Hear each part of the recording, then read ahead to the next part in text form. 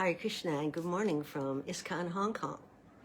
I'm Sravaniya Dasi, and we're reading today from Srimad Bhagavatam, Canto 1, Chapter 11, texts 18 and 19. Thank you for joining us. Let's begin. Nama Om Vishnu Padaya Krishna Prastaya Bhutale Srimati Bhakti Vedanta Swamin Iti Namani Namaste Saraswati Deve Gauravani Pracharne Nirvishisha Shunyavadi Paschacha Destarne Vanchakalpatarubhyascha Kripa Sindhu Bevacha Patitanam Bhavanebhyo Vaishnavebhyo Namo Namaha. Nama Om. Okay. Om Namo Bhagavate Vasudevaya. Om Namo Bhagavate Vasudevaya. Om Namo Bhagavate Vasudevaya.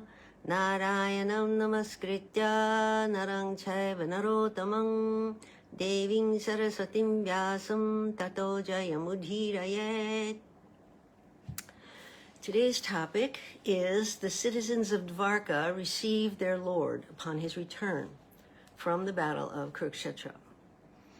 There are so many varieties of devotees of the Lord being described in this chapter.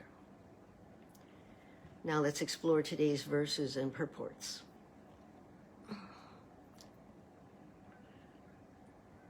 Text 18. Varanindram puraskritya brahmanaya sasu mangalai shankaturya ninadina Brahma Ghoshina Chadrita Pratyujagmu Ratayrishta Pranayagata Sadvasaha. Translation and purports by His Divine Grace, A.C. Bhaktivedanta Swami Srila Prabhupada. They hastened toward the Lord on chariots with Brahmins bearing flowers.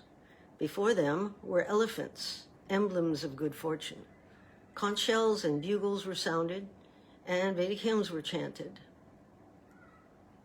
Thus they offered their respects, which were saturated with affection. Purport. The Vedic way of receiving a great personality creates an atmosphere of respect, which is saturated with affection and veneration for the person received.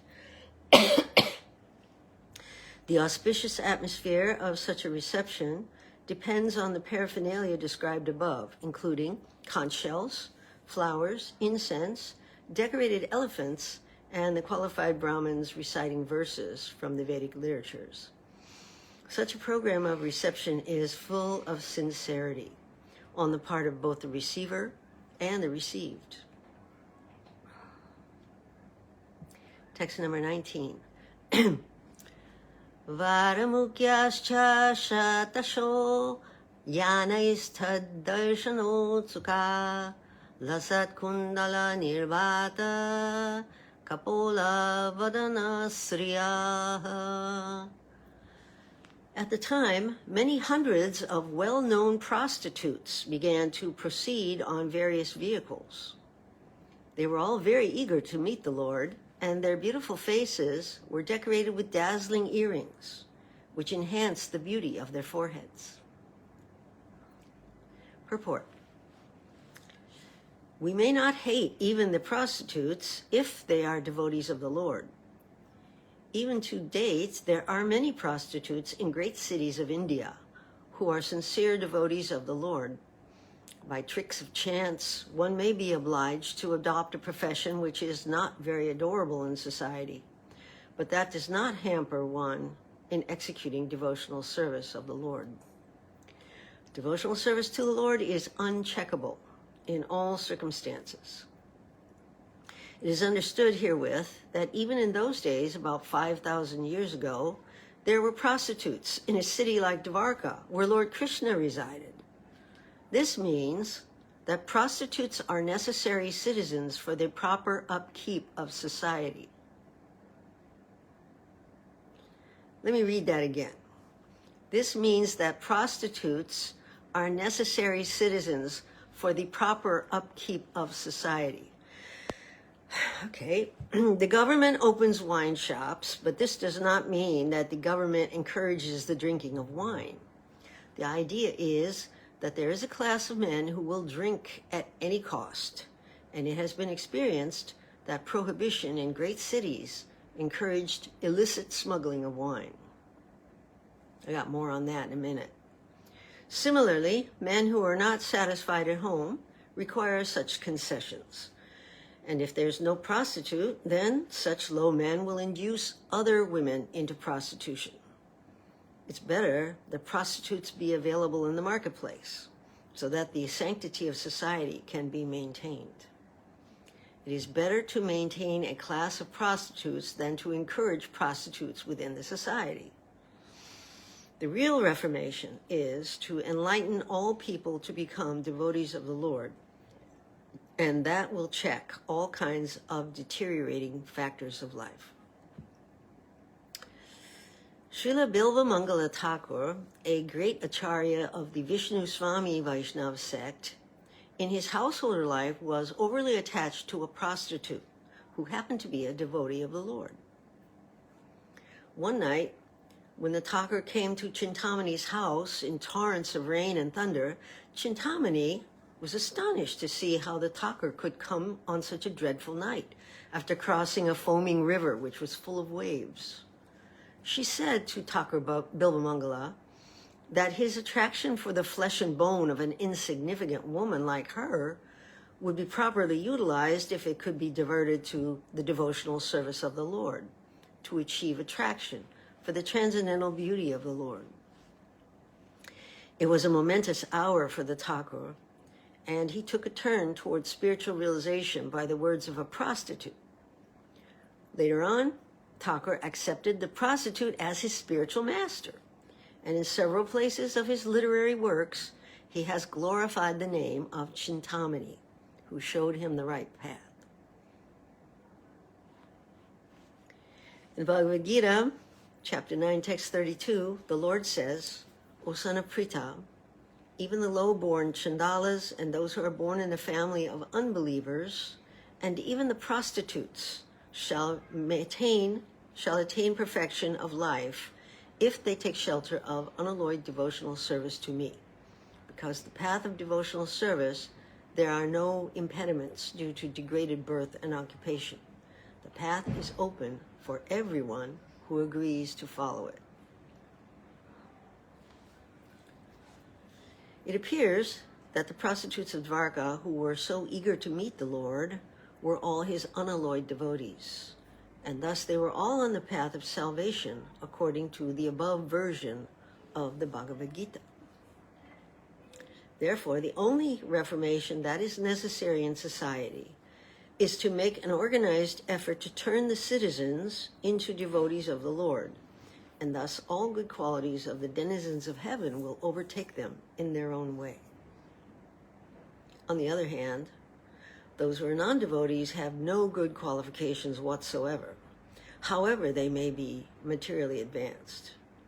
The difference is that the devotees of the Lord are on the path of liberation, whereas the non-devotees are on the path of further entanglement in material bondage. The criterion of advancement of civilization is whether the people are educated and advanced on the path of salvation. That's Srila Prabhupada's purport.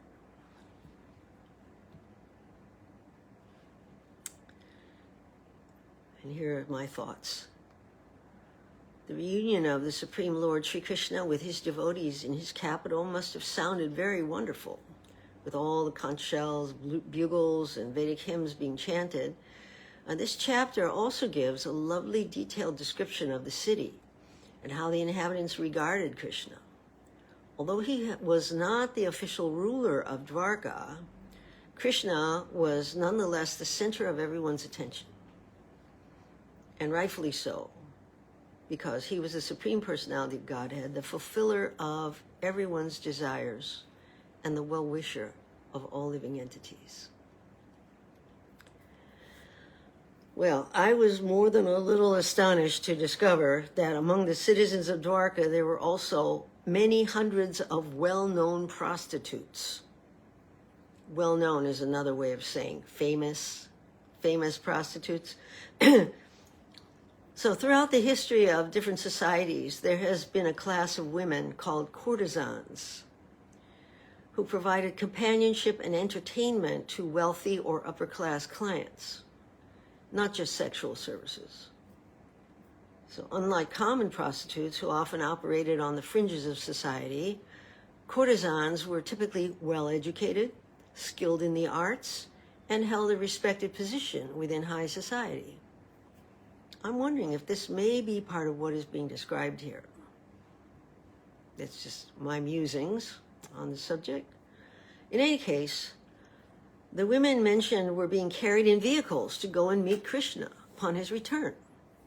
Now this is interesting, since the chaste wives in respectable families could only see Krishna from their rooftops, and they were prohibited from coming to meet him.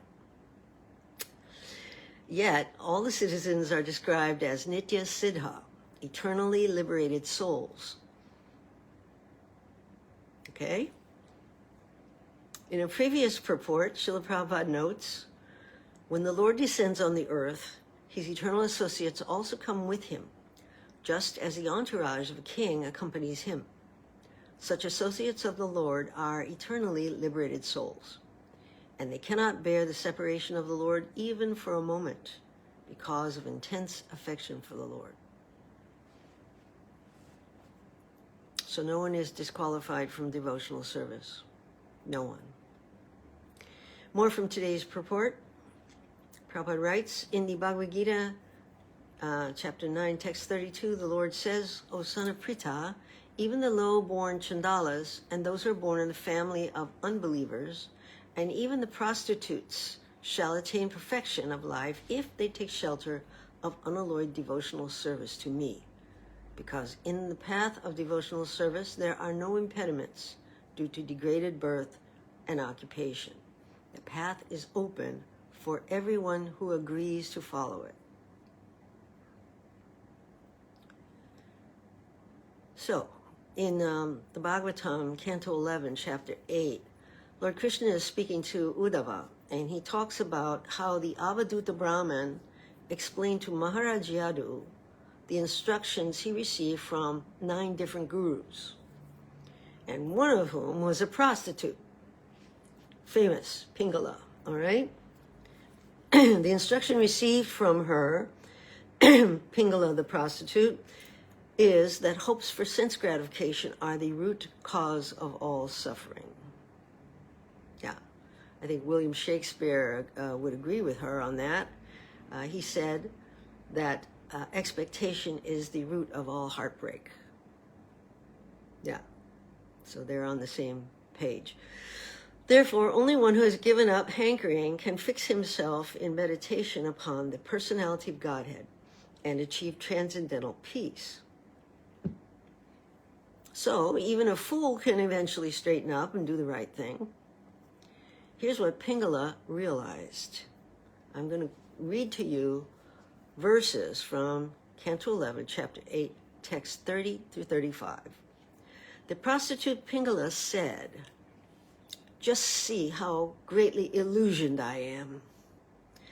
Because I cannot control my mind, just like a fool, I desire lusty pleasure from an insignificant man. I'm such a fool. I've given up the service of that person who, being eternally situated within my heart, is actually most dear to me. That most dear one is the Lord of the universe, who is the bestower of real love and happiness and the source of all prosperity. Although he's in my own heart, I've completely neglected him. Instead, I have ignorantly served insignificant men who can never satisfy my real desires and who've simply brought me unhappiness, fear, anxiety, lamentation, and illusion. Oh, how I have uselessly tortured my own soul. I've sold my body to lusty, greedy men who are themselves objects of pity, thus practicing the most abominable profession of a prostitute. I hope to get money and sex pleasure. this material body. It's like a house in which I, the soul, am living. The bones forming my spine, ribs, arms, and legs are like the beams, cross beams, and pillars of the house. And the whole structure, which is full of stool and urine, is covered by skin, hair, and nails. The 9 doors leading into this body are constantly excreting foul substances. Besides me, what woman could be so foolish as to devote herself to this material body, thinking that she might find pleasure and love in this contraption? Certainly, in this city of Videha, I alone am completely foolish. I neglected the Supreme Personality of Godhead, who awards us everything, even our original spiritual form. And instead, I desired to enjoy sense gratification with many men. The Supreme Personality of Godhead is absolutely the most dear one for all living beings, because he is everyone's well-wisher and Lord. He is the Supreme Soul, situated in everyone's heart. Therefore, I will now pay the price of complete surrender, and thus purchasing the Lord, I will enjoy with him, just like Lakshmi Devi. So that's what Pingala said, her realizations. We should learn from the mistakes of others. We'll never live long enough to make them all ourselves. Taking shelter of the Lord is easily done by chanting his holy names. And it's the recommended process for this age. In a world where there's danger at every step, it's the only intelligent thing to do. So lust. Lust means desire to gratify one's own senses. In Bhagavad Gita, chapter 3, Lord Krishna says, all men are forced to act helplessly according to the impulses born of the modes of material nature. Therefore, no one can refrain from doing something, not even for a moment. On the other hand, he who controls the senses by the mind and engages his active organs in works of devotion without attachment is by far superior. So works of devotion means acting to please Krishna's senses. Such work is karma-free. And then Arjuna asks an important question, and Krishna gives his instructions. Arjuna said, O descendant of Vrishni, by what is one impelled to sinful acts, even unwillingly, as if engaged by force? The Blessed Lord said, it is lust only, Arjuna, which is born of contact with the material modes of passion and later transformed into wrath, and which is the all-devouring, sinful enemy of this world. As fire is covered by smoke, as a mirror is covered by dust, or as the embryo is covered by the womb, similarly, the living entity is covered by different degrees of this lust. Note the degrees of lust are manifestations of the 3 modes of material nature. The lighter covering is goodness, denser covering is passion, and ignorance is the thickest. Krishna goes on.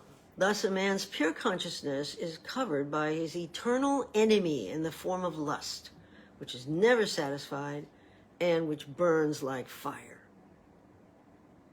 The senses, the mind, and the intelligence are the sitting places of this lust, which veils the real knowledge of the living entity and bewilders him.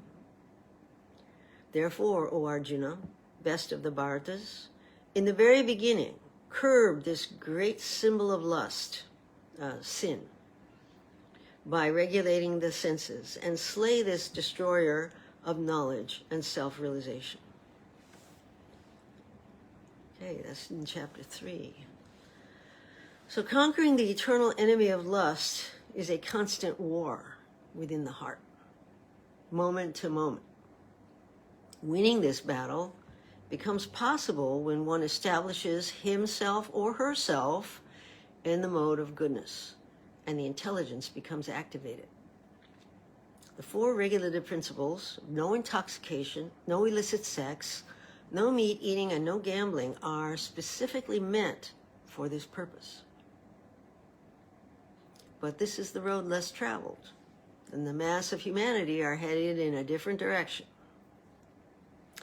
In today's purport, Srila Prabhupada notes this: the government opens wine shops, but this does not mean that the government encourages the drinking of wine. The idea is that there is a class of men who will drink at any cost, and it has been experienced that prohibition in great cities encouraged illicit smuggling of wine. So I looked this up, and according to my research on this subject, the 18th Amendment, which established prohibition, is the only U.S. constitutional amendment ever to be repealed by a subsequent amendment, the 21st Amendment. When prohibition took effect in the United States on January 17th, 1920, many thousands of formerly legal saloons across America, which catered only to men, closed down. The result of prohibition was a major and permanent shift in American social life. People wanting to drink had to buy liquor from licensed druggists for medicinal purposes, or from the clergymen for religious reasons, or illegal sellers known as bootleggers. Another option was to enter private unlicensed bar rooms nicknamed speakeasies. Speakeasy, you had to say the password to get in, and do it so that the police don't hear you. The illicit bars multiplied, especially in urban areas. No longer segregated from drinking together, men and women reveled in speakeasies and house parties. Organized criminals quickly seized on the opportunity to exploit the new lucrative criminal racket of speakeasies and the clubs, and they welcomed women in as patrons back in the 20s. In fact, organized crime in America exploded because of bootlegging. So the prohibition actually made everything worse. Al Capone, you've heard of him, the leader of the Chicago outfit. He made an estimated $60 million a year supplying illegal beer and hard liquor to thousands of speakeasies he controlled in the late 20s. Now check this out. Based on an inflation adjustment, $60 million in 1920s is worth approximately $972 million today. That's nearly $1 billion a year. Whew. Competition for patrons in speakeasies created a demand for live entertainment. Thousands of underground clubs, the prevalence of jazz bands, liquor-infused partying grew during the Roaring 20s. So prohibition caused the Roaring 20s. Got that? Yep. The term dating was first introduced, and that means young singles meeting without parental supervision. That started. Right? In the United States, the nationwide ban on alcoholic beverages was repealed by the passage of the 21st Amendment to the United States Constitution on December 5th, 1933. From 1920 to 1933. Didn't last that long. In America, though, drinking remains a nationwide addiction. So let me give you a definition of addiction according to my own personal observation. The addict will say, I know I shouldn't do it. I hate myself when I do it, but I can't stop doing it. This is the last time, I swear. How many times will he do it again?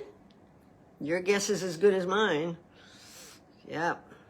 Businessmen and workers, namely Vaishyas and Sudras, take to intoxication to forget their troubles. But drinking not only doesn't solve their problems, it creates more problems due to the fact that it shuts off the intelligence. One may therefore engage in activities which he would never consider in a sober state of mind. Intelligence, it rationalizes, if I do this, this will be the result. Is this right? Is it beneficial? But intoxication just switches that off. That function is turned off. And thus one is dragged down into the whirlpool of material energy by uncontrolled senses. So, yoga begins when the self is controlling the mind and the senses. Therefore, intoxication of any sort must be prohibited. But this is a personal choice by the individual. It cannot be imposed upon the mass of people at the present time, as is evident from the case of prohibition and its inevitable repeal. It's a personal choice. Here's a verse from Bhagavad Gita, chapter 3, text 43.